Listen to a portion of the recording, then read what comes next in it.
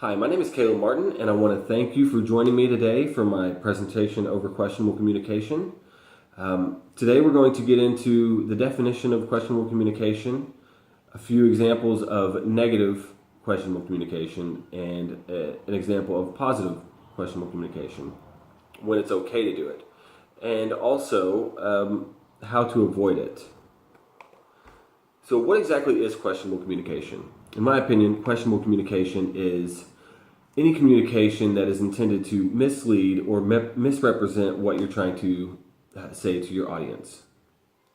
And this is very common in our world today.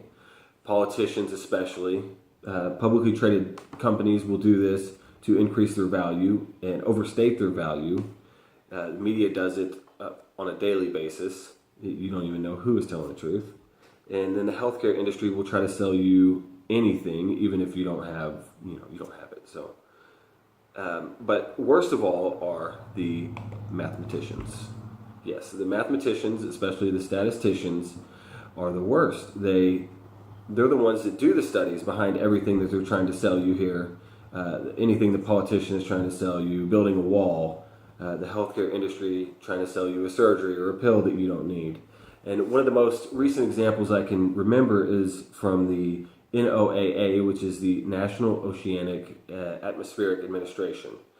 And what they did was they took data from climate change study, and they completely changed the data. They put data in that shouldn't have been in there. They took data out and switched it with something else that is not as good to make it seem like the climate change was actually worse than it actually is.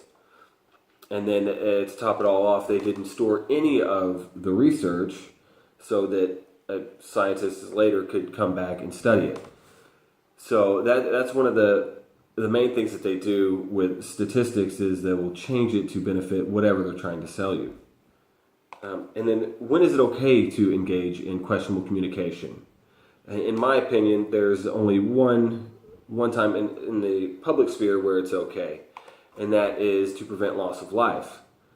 One of the hurricanes, Hurricane Katrina, especially, I think around 2,000 people died, and if the government would have stepped in and said there is 0% chance that anyone is going to survive this in these immediate areas, they could have prevented a lot of deaths.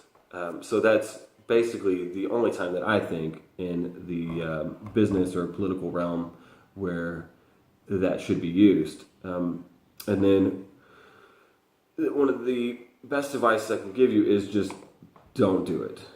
Try not to use this at all. You don't want to tarnish your reputation in the business world by misleading your clients, your constituents, whoever they may be.